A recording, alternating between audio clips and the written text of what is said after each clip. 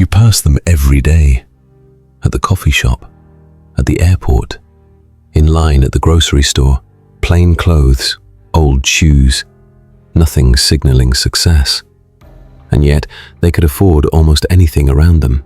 That contradiction isn't accidental, it's psychological.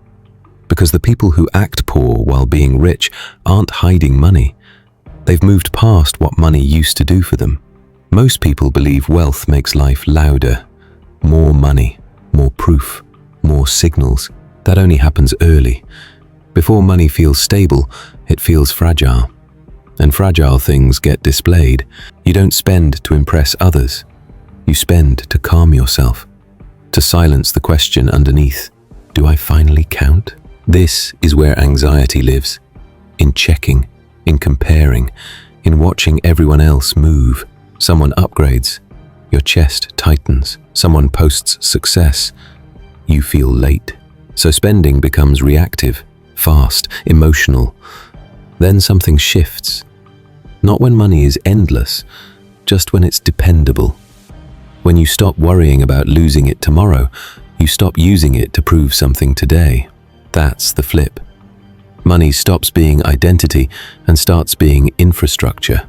Once that happens, showing wealth feels strange, almost childish, like bragging about breathing. This is where outsiders get confused. They see restraint. They assume fear.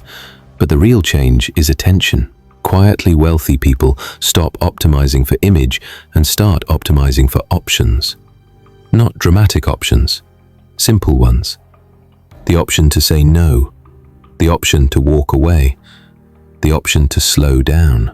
And here's the tension. Image pays you now, options pay you later. Image feels good fast, options feel good deep. Every flashy purchase buys approval, but sells flexibility. Every upgrade fixes you into place. That's when things start to feel heavy. Not expensive, heavy. And this is the moment most people miss. Liquidity feels quiet isn't a metaphor. It's a nervous system response. Pause. Because calm doesn't come from having more. It comes from needing less to feel safe. Cash doesn't demand attention. It doesn't shape your schedule. Stuff does. And once you feel that contrast, you don't need more explanation.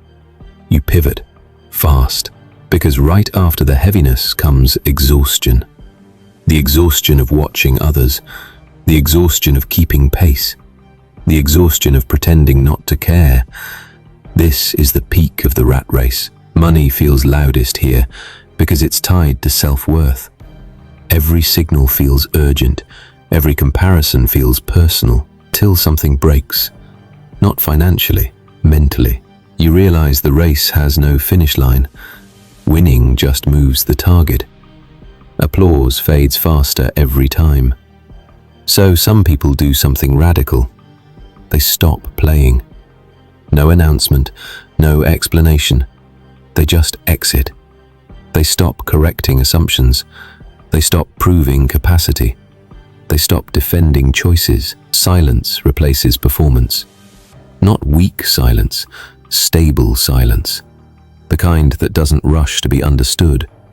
Because when your security is internal, being underestimated stops hurting. It starts protecting you. Then another shift appears. Spending stops feeling temporary. It feels permanent. Not in cost, in consequence. Every purchase shapes future freedom. Every upgrade carries a shadow, so impulse weakens. Delays feel natural. Emotion cools before action.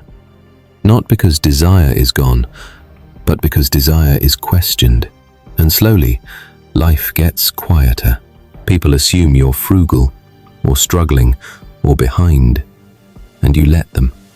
Because correcting them gives nothing back. This is the psychology of people who act poor while being rich. Not fear, not scarcity. Detachment earned through experience. Money stopped being emotional. Status stopped being motivating. Freedom took its place. Real wealth doesn't announce itself. It reduces noise. And once you see that clearly, you stop asking how something looks. and start asking how it feels to live with. If this sparked recognition, sit with it.